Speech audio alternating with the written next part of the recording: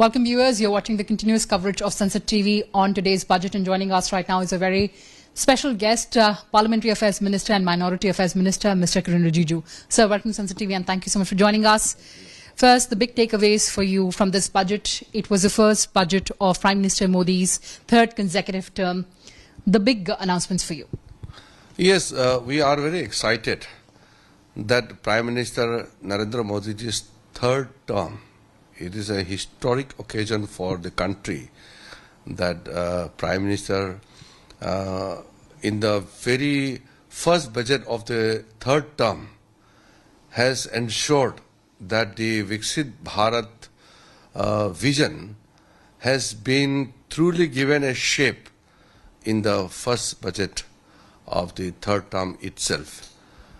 The budget has given a clear-cut direction for the nation to achieve the target of Atmanirbhar and Viksit Bharat. The amount of emphasis given for the job creation, for skilling, infrastructure development and other welfare schemes, these are very much encouraging, and every sector and every section of the society have wholeheartedly welcomed it. I am also very excited that the priorities being set in this budget has made us very proud that we are well on course to achieve the Viksit Bharat and to make India fully developed by 2047. And today's budget has laid a very strong foundation and given a very clear-cut direction on that regards. So, the sense is that this is a very people-centric budget, sir, whether it is about women, youth of the country, farmers, backward castes. So, everybody stands to gain from the budget. So, it was a very inclusive and a people-centric budget. Would you agree? Absolutely. If you see the amount of emphasis given to the welfare of the farmers and those backward regions of our country, especially the eastern part of our country, right from Bihar, Jharkhand, West Bengal, Odisha, Andhra Pradesh and the whole of Northeast. This has given a great hope that the Eastern India will also become a great vibrant economic hub. And if you see the kind of support given to different sections of society, especially women and the youth, are absolutely encouraging. At the same time, the need-based, the requirement which has been provided in this budget. For example, those critical states where the center's intervention was required, for the states of Bihar, for the flood control, or for those specific important projects and critical projects in Andhra Pradesh. These are, I think, long felt requirement which have been fulfilled today in this budget.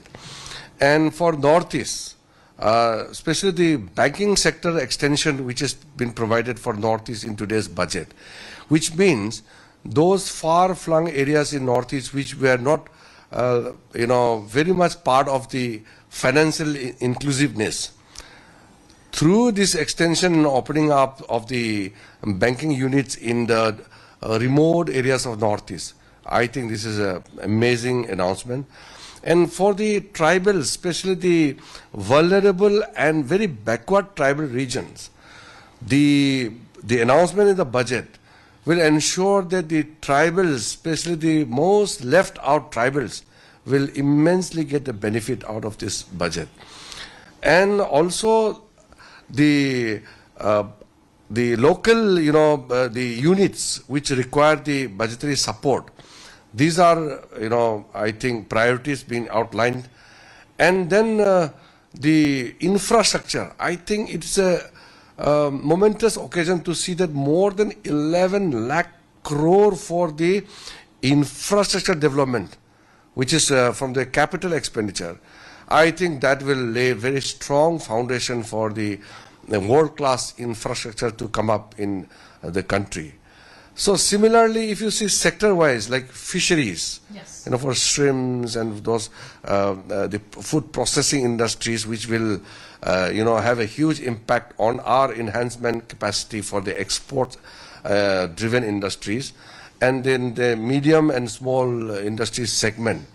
These are amazing. And when you come to the kind of support given to the salaried and the pensioners, especially for the middle class, I think there's a huge relief for the middle class taxpayers and the pensioners. And some of the schemes like so much of offer for the cancer victims, the drugs which are required for the cancers are being given so much of subsidies. Most of them are now free from extra duties.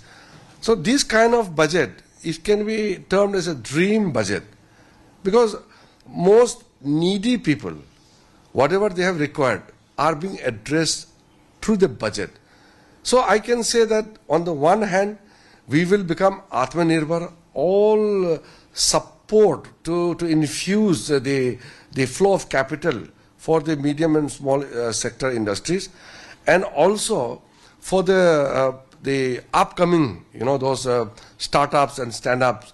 These are some of the things like Mudra loans been extended, the amounts have been enhanced, and also you see the 3 crore awas are going to be built in the rural as well as in the urban areas. These are for the most needy people. So in totality, I'm not going to explain in detail because it's a very exhaustive, lengthy budget. But if in a nutshell, if you can summarize, then this budget takes care of urban poor, rural poor, urban entrepreneurs, rural entrepreneurs, and those section of the society which require special attention. So I can see that this budget is not only balanced budget, but this is a budget which will provide huge incentives to those talented youth and especially the women who will get the great support from this budget.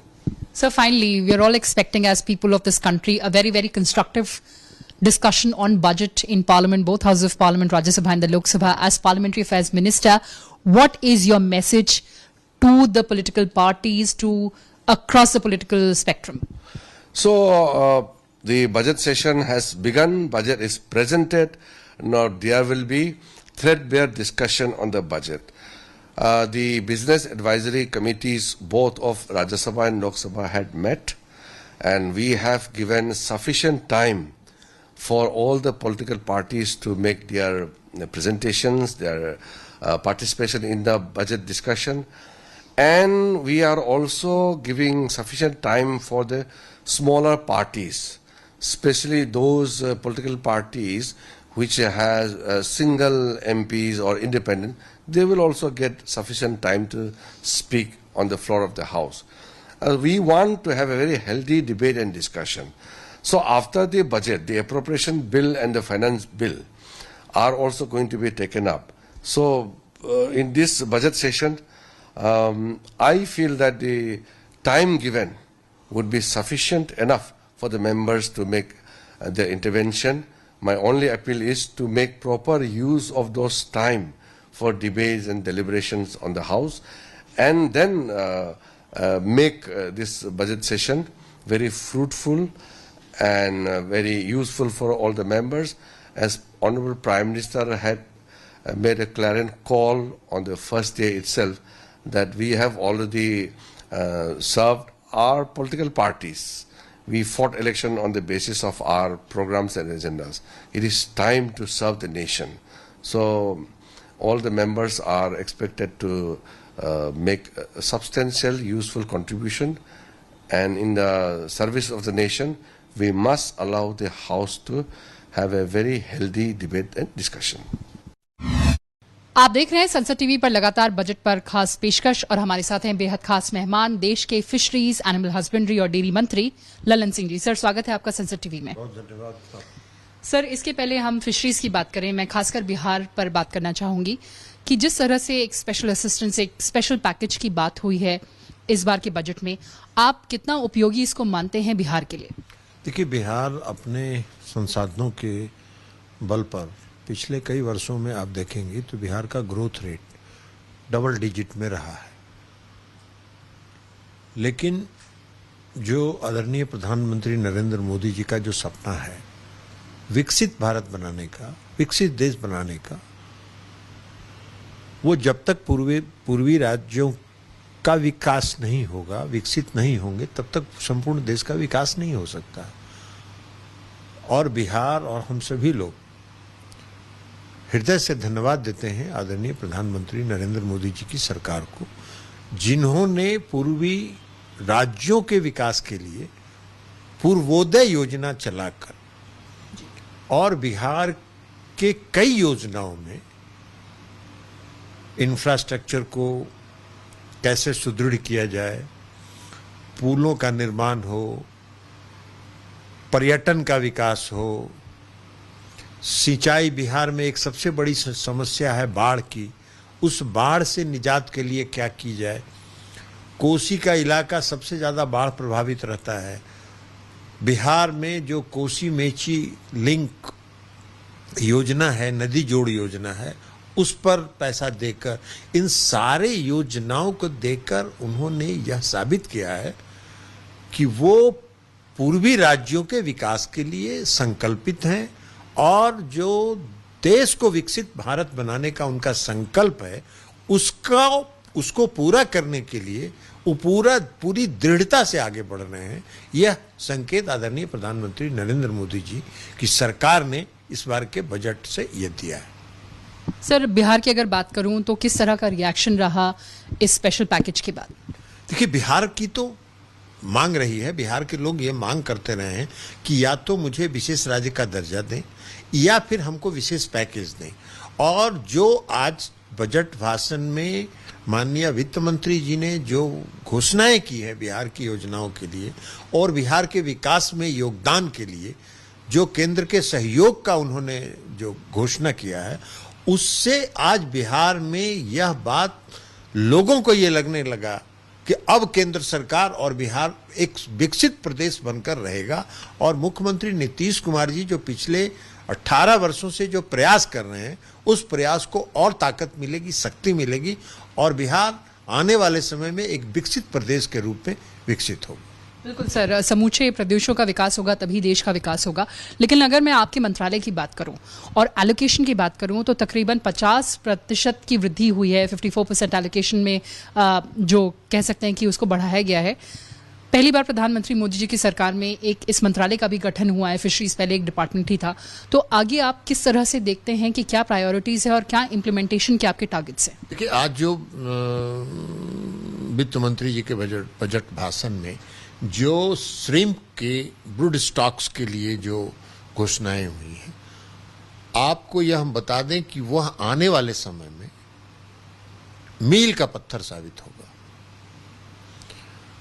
आप अगर मत्स्य पालन के उत्पादन को देखें तो 1950 और 51 से लेके 2014 तक जो मत्स्य का उत्पादन होता था वो लगभग 63 वर्षों में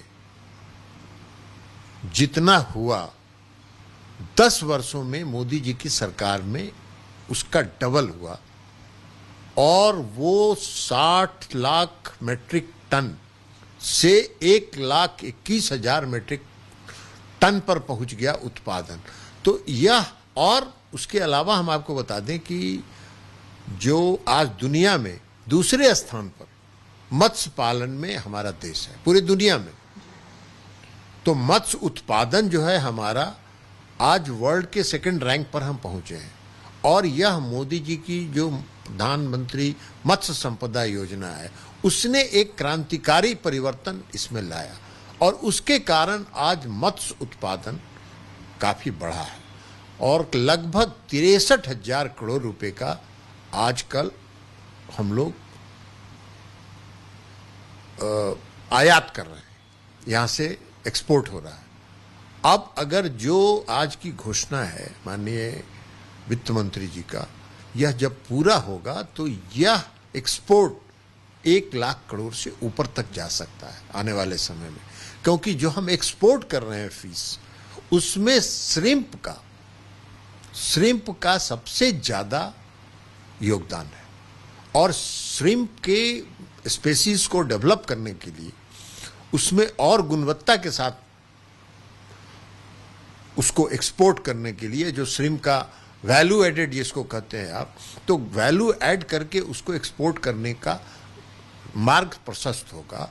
और यह विभाग भी उस पर काम कर रहा है।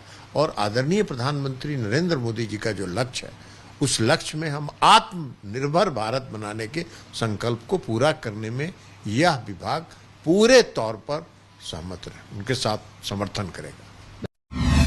आप देख रहे हैं संसद टीवी की खास पेशकश बजट पर और हमारे साथ हैं देश के ट्राइबल अफेयर्स मंत्री जुआल ओराम जी। सर, स्वागत है आपका संसद टीवी पर।